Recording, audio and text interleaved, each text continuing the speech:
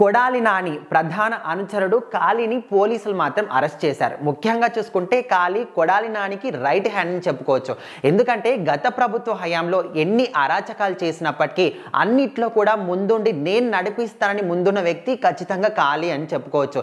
అయితే గత ప్రభుత్వ హయాంలో చూసుకుంటే కొడాలి నాని ఆధ్వర్యంలో ఎన్ని ఘోరాలు, ఎన్ని అరాచకాలు, ఎన్ని నేరాలు జరిగాయో అందరికీ తెలుసు.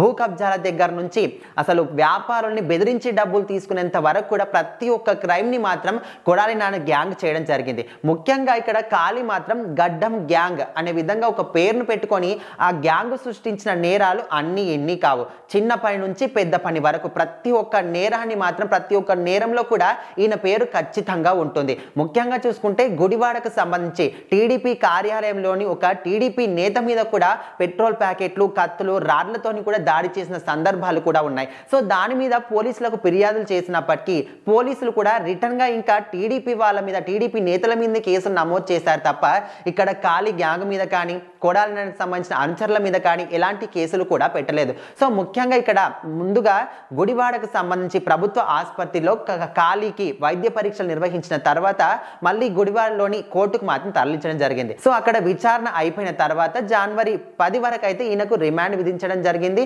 ముఖ్యంగా ఇక్కడ విచారణలో మనకు నాని చెప్పినాకే నేను చేశాను అనే విధంగా కూడా ఈయన ఒక మాట కూడా చెప్పడం జరిగింది. అంటే ఇక్కడ క్లియర్ గా ఏమర్థమవుతుంది, కొడాలి నాని చెప్పినందుకే అవన్నీ కూడా ఇక్కడ కాళీ చేయడం జరిగింది. సో ఆయన కొడాలి నానికి ఒక రైట్ హ్యాండ్. ఆయన ఏది చెప్పినా అది వేదం లాగా, ఆయన ఏం చెప్పినప్పటికీ కూడా అది మంచి పనా చెడు పనా, అది పెద్దవాళ్ళ చిన్నవాళ్ళ, వాళ్ళ మీద నువ్వు అరాచకం చేయండి చేయాల్సిందే. సో ఈ విధంగా కొడాలి నాని మాత్రం గడ్డం గ్యాంగ్ అనే పేరుతోని కాళీని మాత్రం ఒక రైట్ హ్యాండ్ గా ఉపయోగించుకోవడం జరిగింది.